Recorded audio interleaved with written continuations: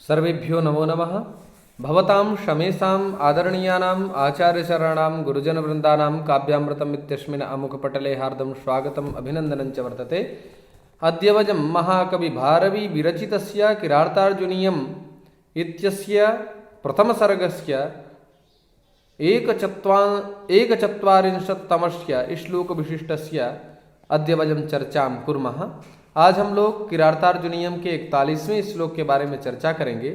प्रस्तुत इस श्लोक में द्रौपदी युधिष्ठिर जी से कहते हैं कि आपकी दशा शत्रुओं के कारण इस प्रकार की हुई है कि आप आज भूमि में शयन कर रहे हैं।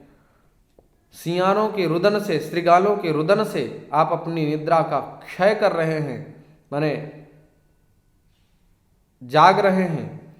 तो इस प्रकार की स्थितियां आपके शत्रुओं ने आपकी की हैं, इसलिए मुझे कष्ट होता है। अन्यथा स्वाभिमानियों के लिए तो पराजय भी एक उत्सव है।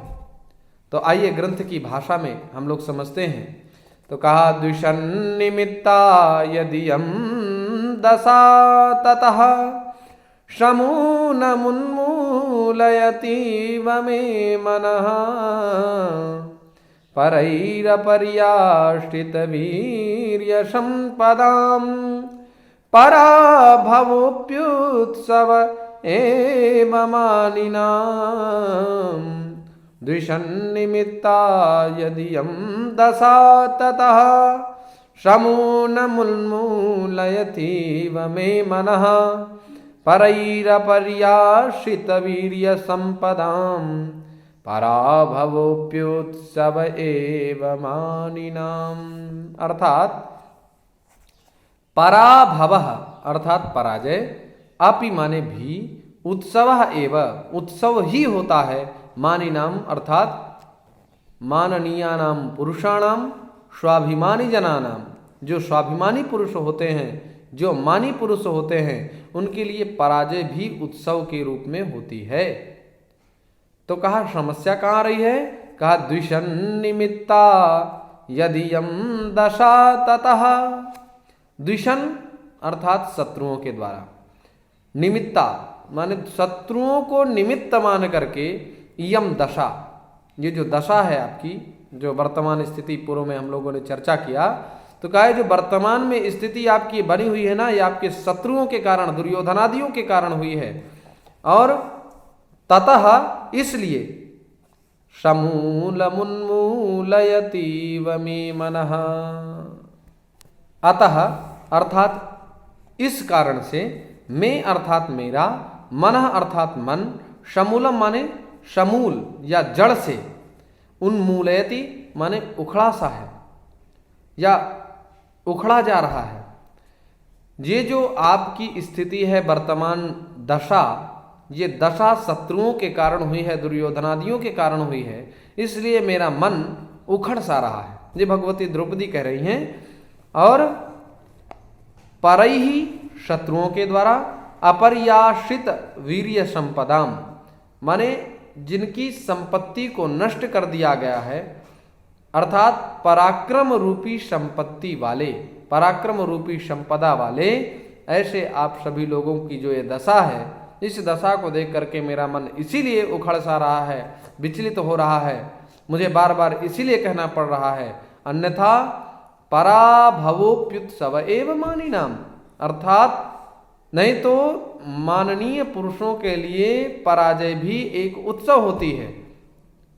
इसलिए मैं कभी कुछ न कहती, लेकिन ये दशा आपकी दुर्योधनादियों के कारण हुई है। वो लोग आपके प्रतिकार की भावना रखते हैं, आप उनके प्रति सहानुभूति जता रहे हैं। ये बात द्रौपदी को बिल्कुल शूट नहीं कर रही है, इसलिए बार बार युधिष्ठिर जी का क्रोध, युधिष्ठिर जी के उद्वेग को जागृत करना चाह रही हैं। यही इस श्लोक का भाव है। आइए पद संबंधी चर्चा करें। तो यत यह अव्यय पद है, इयम यह इदम शब्द सर्वनाम स्त्रीलिंग प्रथमा एक वचन का रूप है। दशा या दशा शब्द का आकारांत स्त्रीलिंग प्रथमा एक वचन का रूप है। द्विषण निमित्ता, ये द्विषण निमित्ता शब्द आकारांत स्त्रीलिंग प्रथमा एक वचन का है। ततः यह अव्यय पद है। में ये अस्मत् शब्द सर्वनाम षष्ठी एक वचन का है। मनः ये मनस शब्द हलंत नपुंसक लिंग द्वितीया एक वचन का रूप है। समूलम ये क्रिया विशेषण है और अव्यय पद है। उन्मूलयति ये क्रियापद है, ये लट लकार प्रथम पुरुष एक वचन का रूप है। उन्मूलयति इव ये अव्यय पद है। परैहि पर शब्द से अकारांत पुल्लिंग तृतीया बहुवचन में परैहि। अपर्याश्रित वीर्य संपदाम ये अपर्याश्रित वीर्य संपद शब्द से जो कि समस्त पद है, ये हलंत पुल्लिंग षष्ठी एक वचन में समस्त पद मानिनाम का विशेषण होगा। मानिनाम ये मानिन शब्द से इन्नंत पुल्लिंग षष्ठी एक वचन का है। पराभव यह पराभव शब्द अकारांत पुल्लिंग प्रथमा एक वचन का है। अपि यह अव्यय पद है। उत्सव ये उत्सव शब्द अकारांत पुल्लिंग प्रथमा एक वचन है। एव यह अव्यय पद है। इस प्रकार से इस श्लोक में विभिन्न प्रकार के पद उपस्थापित किए गए हैं। आइए समास संबंधी चर्चा करें तो द्विषण निमित्ता, द्विषण निमित्ता अर्थात द्विषन्ति इति द्विषन्तः, द्विषन्तः निमित्तानि यस्याः सा द्विषण निमित्ता। यहाँ पर बहुब्रीहि समास का निरूपण किया गया है। समूलम मूलेन सह वर्तमानम इति समूलम, मूलेन सह वर्तमानम इति समूलम। तत् यथा स्यात् तथा, यहाँ पर बहुब्रीहि समास है। एक सूत्र है वोपसर्जनस्य, वोपसर्जनस्य इस सूत्र के द्वारा यहाँ पर शह को सभाव विकल्प से होता है। तो एक बार जब सभाव हो जाता है तो समूलम, और जब सभाव नहीं होगा तो शह मूलम, इस प्रकार से दो पद निष्पन्न होते हैं। अपर्याश्रित वीर्य संपदाम, न पर्यासिता इति अपर्यासिता, यहाँ पर नहीं तत्पुरुष समास। वीरस्य भावः कर्म वा वीर्यम, अवीर्यस्य संपत् इति वीर्य संपत्, यहाँ पर षष्ठी तत्पुरुष समास। अपर्यासिता वीर्य संपत् येषां ते अपर्यासित वीर्य संपदः तेषां अपर्यासित वीर्य संपदाम, यहाँ पर बहुब्रीहि समास का निरूपण किया गया। अपर्यासित यहाँ पर नहीं तत्पुरुष, वीर संपद यहाँ षष्ठी तत्पुरुष, और संपूर्ण पद में बहुब्रीहि समास का निरूपण किया गया। मानिनाम मानः अस्ति एषाम इति मानिनः, ये इन्हीं प्रत्यांत है। तेषाम मानिनाम, यहाँ पर बहुब्रीहि समास का निरूपण किया गया है। संधि से संबंधित चर्चा करें तो द्विषण निमित्ता, यहाँ पर द्विषत निमित्ता ये संधि पद है। विग्रह, और विग्रह होने पर यहाँ पर यरो नुनासिके नुनासिको वा, इस नियम से जो डबल नकार है द्विषण निमित्ता, यहाँ पर पूर्व में तकार था और आगे नकार था, तो तका दोनों के स्थान में जो पूर्व में तकार है उसके स्थान में पर के सदृश जो नकार है वैसे ही नकार हो जाएगा। तो द्विषण निमित्ता यदियम, यद प्लस इयम, यहाँ पर झलाम जसो अंते से जस्त हो जाएगा, तो यदियम उन्मूलयति इव, उन्मूलयतीव यह संपूर्ण पद है।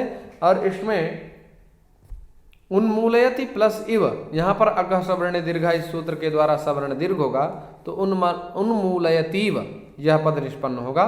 परैरपर्याश्रित अर्थात परैस, परैस अपर्याश्रित, यहाँ पर सजसो रू से सा को रू होगा, अनुबंध लोप होगा, तो परई र ये स्थिति बनी, और पुनः शा को जो हमने रू किया था उस रू के स्थान में उ होगा और उ का लोप हो जाएगा। तो ये विसर्ग संधि का उदाहरण है। पराभवोप्युत्सव, पराभवोपि जिस प्रकार से हम लोग सिओर्चह बनाते हैं विसर्ग संधि में, उसी प्रकार से पराभवोपि अप्युत्सवः, तो यहाँ पर अपि उत्सवः एक के स्थान में यण हो गया तो यण संधि हो गई। उत्सवः एव, यहाँ पर उत्सवस एव शकार के स्थान में रू हुआ, अनुबंध लोप हुआ। वकारोत्तरवर्ती आकार के पश्चात रा है, उसका भो भगो अघो पूर्व से योसी इस सूत्र के द्वारा लोप हो जाएगा। तो उत्सवस जो सकार है इसके रू हुआ, रू के अनुबंध लोप हुआ, रकार का लोप हो जाएगा भोग भगो पूर्वस्य योषि, भो भगो अघो पूर्वस्य योषि, इस सूत्र के द्वारा रकार का लोप हो जाएगा तो उत्सव उत्सव एव, इसलिए विसर्गें इसमें नहीं प्रतीत हो रही हैं। इस प्रकार से कारक से संबंधित चर्चा करें तो मानिनाम पराभवः अपि उत्सवः एव, यहां पर मानिनाम का पराभव से साक्षात संबंध है, इसलिए षष्ठी से इस सूत्र के द्वारा यहां पर षष्ठी विभक्ति का प्रयोग किया गया। प्रत्यय से संबंधित चर्चा करें तो द्विशत, ये सत्री प्रत्यांत है। अपरियाशित, यहाँ पर नई तत्पुरुष समास है और परिपसर्ग पूर्वक अश्व धातु से ऋच प्रत्यय करने के बाद अक्ता प्रत्यय हुआ तो अपरियाशित। वीर्य, यहाँ पर यत प्रत्यय है, वीर से यत। और संपदाम, सम उपसर्ग पूर्वक पदगतौ धातु से क्विप कर देंगे तो संपद, यह संपत संपद दो बनेंगे प्रथमांत पद, और षष्ठी विभक्ति एक वचन में संपदः और संपदाम। ये संपदाम यहाँ प्रयोग किया गया है तो संपदाम षष्ठी बहुवचन का है। मानिनाम, मान पूजायाम धातु से जब हम घई प्रत्यय करेंगे तो ये मान पद निष्पन्न होगा। भाव अर्थ में घई प्रत्यय होता है और मान शब्द से इन्हीं प्रत्यय करेंगे। मान शब्द से जब हम इन्हीं प्रत्यय करेंगे तो मानिन यह बनेगा। अब मानिन शब्द की षष्ठी बहुवचन में मानिनाम।